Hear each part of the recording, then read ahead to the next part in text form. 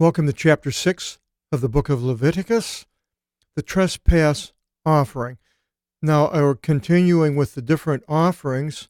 There's also in this chapter a sin offering. The difference between a trespass offering and a sin offering are very narrow. It all depends on the action that is offending God. And I'm not an expert at trying to understand exactly everything here, but you'd have to put them all together, and the Jews study this ad infinitum, and I am thinking that the best thing is just to go over it and show that these people that were there at that time had to deal with their iniquity by offering an animal. It seems strange to me, to us today, because we have Jesus Christ. I don't have to go take an animal. I don't have to go spend money for my iniquities, for the sins that I have done, whether they were intentional or unintentional, or all these different nuances of the sin. With that having said, I'm also going to bring out the Hebrew words for these trespasses, as I found to be in J. Green's interlinear of the Hebrew Old Testament and the Greek New Testament, which I don't use. Apostolic Bible New Testament's interlinear, and it goes along with this Old Testament, the Greek Old Testament. But J. Green's interlinear, Hebrew interlinear, gives, of course, the Hebrew, and you can look it up in Gesenius's lexicon. I showed these to you some videos back, but it continues, or it begins, and it says, "And the Lord spoke to Moses, saying, a soul whichever should sin, amarti, and by ignoring should ignore the commandments of God, and should lie concerning the neighbor." Now here we got in a matter of trust. So if you are given something to take care of, in those days, tools or so forth, or animals, and something happens to them and you're responsible, then this is what it's talking about. Or concerning fellowship. A friendship, a matter of trust, and somebody's a friend, I suppose that's what it's talking about. Or concerning a seizure, something was taken in a way, or he wronged the neighbor in any way. So it has to do with the neighbor, wronging the neighbor in any way. Or he found something lost and should lie concerning it. If you found something, kept it for yourself, and didn't give it back knowing whose it was. I had a roommate years ago who went outside the house, or apartments at the time, and he saw a stereo in the street. And so he picked up the stereo and brought it inside. So look what he found. Well, what happened is a man downstairs was moving, and he had put the stereo next to the truck and forgot to stick it in, and took off and left it there. So he came back and asked everybody, and the person, our roommate, well, he didn't lie. He said he had it, but he wasn't going to give it back. But we all condemned him and made it uncomfortable and told him this is what he should do. And so finally he did give it back. So something like that. And then, and should swear by an oath unjustly concerning any one of all, whichever a man should do, so as to sin by these. So swearing that, you didn't see something happen that did happen, or whatever this swearing was, and you lied, then this was all would be taken care of by this process. Then it shall be, whenever he should sin and trespass. Now there it is, sin and trespass, and they're very, very similar. And I can't say that I'm an expert at telling the difference between what one would be called a trespass and another would be a sin. But it continues that he should give back the seized thing which he seized by force, or the offense which he wronged. I had a man, I didn't seize it by force, but I sold him a stolen tape recorder that I had picked up from my nephew, who was working at a factory that were making these tape recorders, and one man in there was taking things and selling them, and my nephew said he could get me a good deal on one of these, and so I bought it, knowing that it was stolen out of this place. But I didn't, at that time, I wasn't, of course, walking with the Lord, and I didn't feel like that, buying something. I wasn't the one who was doing the stealing, so I just pretended I didn't know. And so these kinds of offenses are the offense which he wronged, or the trust which was placed to him of taking care of something, or the loss which he found of everything of which he swore by an oath concerning it unjustly, saying that he would take care of it, but actually he didn't, either used it or broke it or sold it or whatever. He shall pay it, the total sum, and his fifth part shall be added upon it.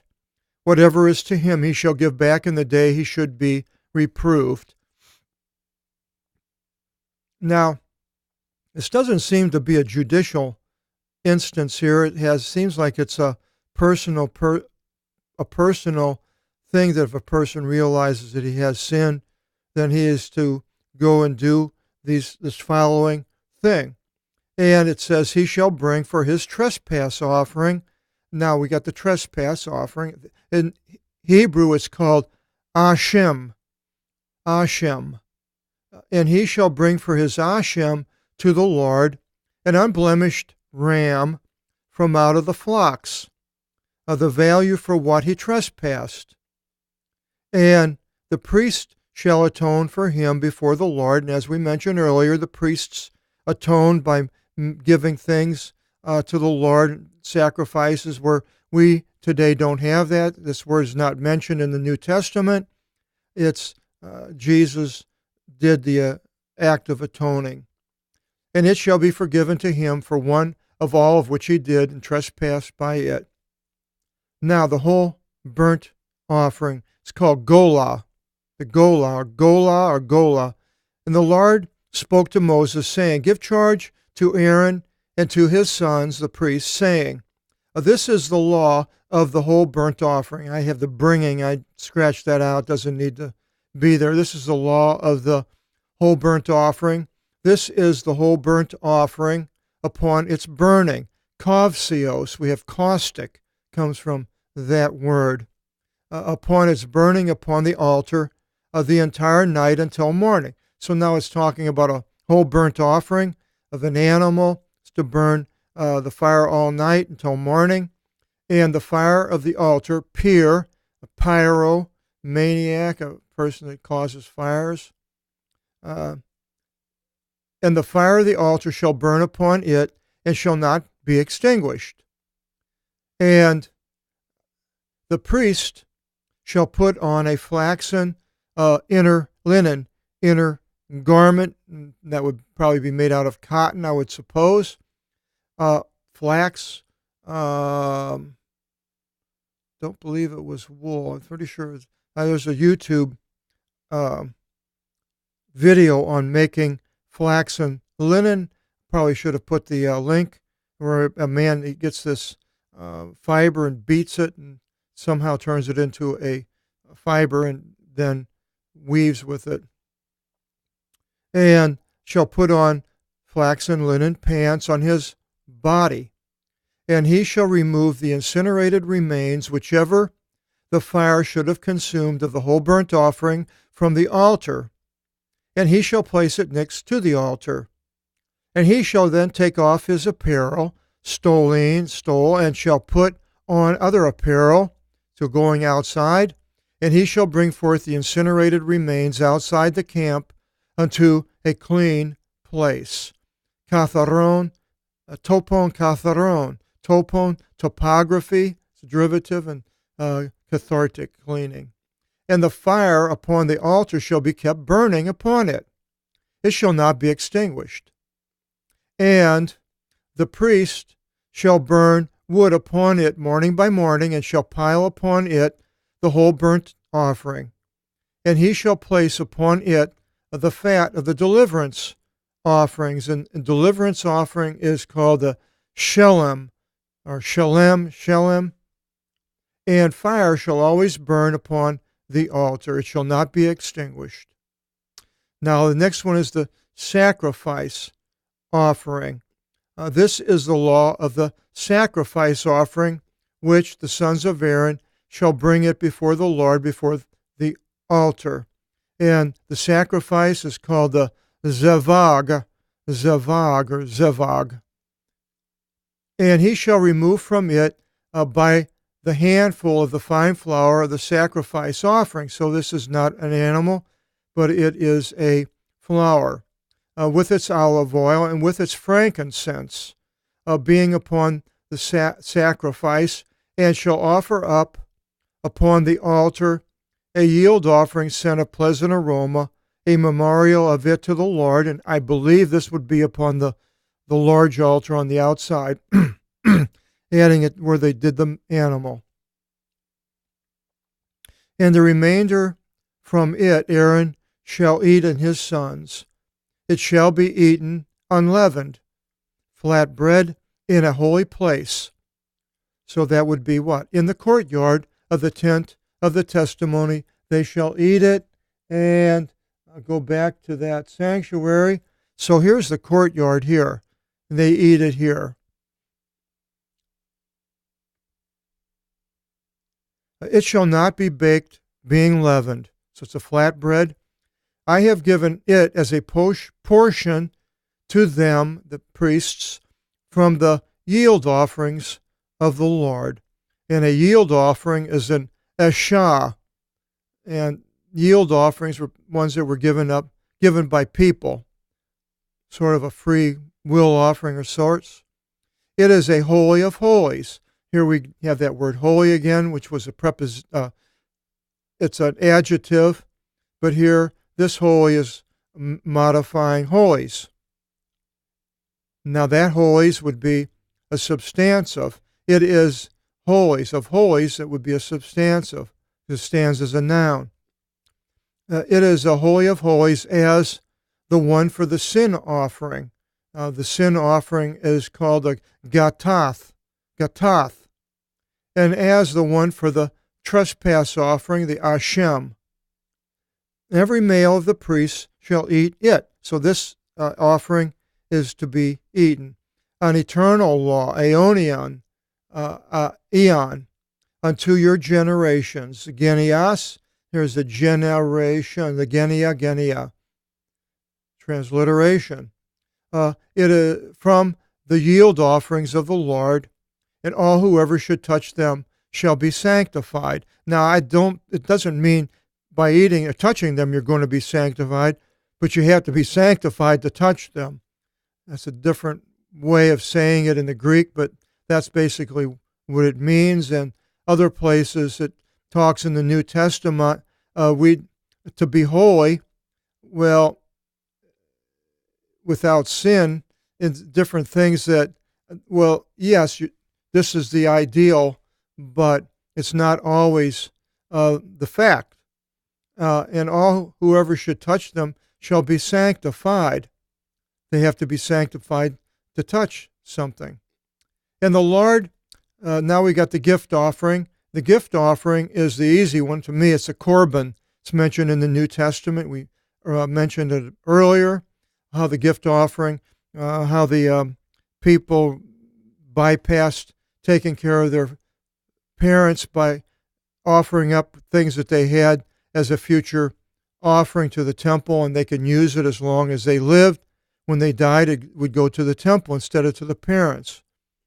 And the Lord spoke to Moses, saying, well, this is the korban, the gift offering of Aaron and his sons, which they shall bring to the Lord in the day whichever you shall anoint him. Now the Christos is the anointed one. Could be, it's an adjective, but here the verb for that Christos is Chrysis. Chryseo, I guess, would be the dictionary word. So in whatever day you shall anoint him. The 10th decaton, deca is 10th, a decade, 10 years. The 10th of an ephah of fine flour for a sacrifice offering, a zevag, always. Half of it in the morning and half of it at dusk. And you shall prepare it upon a frying pan with olive oil. And he shall bring, and then we'll go to the next page, he shall bring it, being mixed up, kneaded. So you knead it with your hands, or as a sacrifice offering, it could be a sacrifice offering from pieces. So I'm not sure if they broke it and busted it up and then ate it. And he shall bring a sacrifice for a scent of pleasant aroma to the Lord. Now, I wasn't sure if I should put sacrifice offering on all these. The sacrifice in itself, almost, it's an offering. So I suppose you could put offering in every one of these, but the sacrifice is a zevag in the Hebrew, as I mentioned. That's a scent of pleasant aroma to the Lord. And the anointed priest, there's the Christos. Jesus was the Christos. Jesus Christos, anointed Christ. Jesus, the anointed one, the Christos. But here it was the priest. O Christos, the anointed priest. And it's in the substantive, it's the anointed one. But it's actually an adjective here because it's modifying priest. But you could have it, and the Christos. The Christos was, and if it was just the Christos, it wouldn't be modifying any other word, and so it would be a substantive acting as a noun, an adjective acting as a noun. But anyway, the anointed priest, in place of him from out of his sons, will prepare it. It is an eternal law, aeonian, to the Lord. All shall be completed. Of course, they don't do it anymore. It hasn't been done for thousands of years. And every sacrifice, now I have offering here, of a priest shall be wholly burnt, and it shall not be eaten. So the sacrifice, the zevag, is to be wholly burnt. Now, going back and putting this all together, what you can and can't eat, whew, boy. Now we go into the sin offering. The earlier one was the trespass. The sin offering is the gatath. And the Lord spoke to Moses, saying, speak to Aaron and to his sons, saying, well, this is the nomos, astronomy, the second law of the stars, Deuteronomy, nomos, of the sin offering of the gatath. In a place, topo, where they slay the whole burnt offerings that was in that courtyard, they shall slay also the one for the sin offering before the Lord. It is a holy of holies. The priest offering it shall eat it in a holy place. So now he can eat this. He shall eat it in the courtyard of the tent of the testimony. Every one touching of its meats shall be sanctified. They have to be sanctified, that is, and to whomever should be sprinkled upon from its blood upon the cloak, the one who should be sprinkled upon by it shall be washed in a holy place. Now, I don't believe it means afterwards. I believe it means before he had to be clean to be sprinkled, and this is what I'm thinking it means. And an earthenware item, something made of clay or pottery, of whatever should have been boiled by it, shall be broken. So whatever they cooked it in, if it was ceramic, then they couldn't clean it, they break it. And if it should have been boiled in an item of brass, they can't break that. He shall scour it and wash it out in water. Every male among the priests shall eat it. It is a holy of holies to the Lord. And all the meats concerning the sin offering, whatever might be carried in of their blood into the tent of the testimony to atone in the holy place, shall not be eaten. It shall be incinerated by fire. So here again, there's a separation, even in the sin offering of whatever might be carried in of their blood shall not be eaten. It's hard for me to understand this one here, exactly what it's referring to. But all these different offerings, sins offerings. Now the next chapter, chapter 7, the law of the trespass offering, and that's where we started 6. So we're going to continue with this, and the trespasses again is the Ashem. And hope you'll join us in chapter 7 as we go through the different offerings for different conditions. Till then, God bless.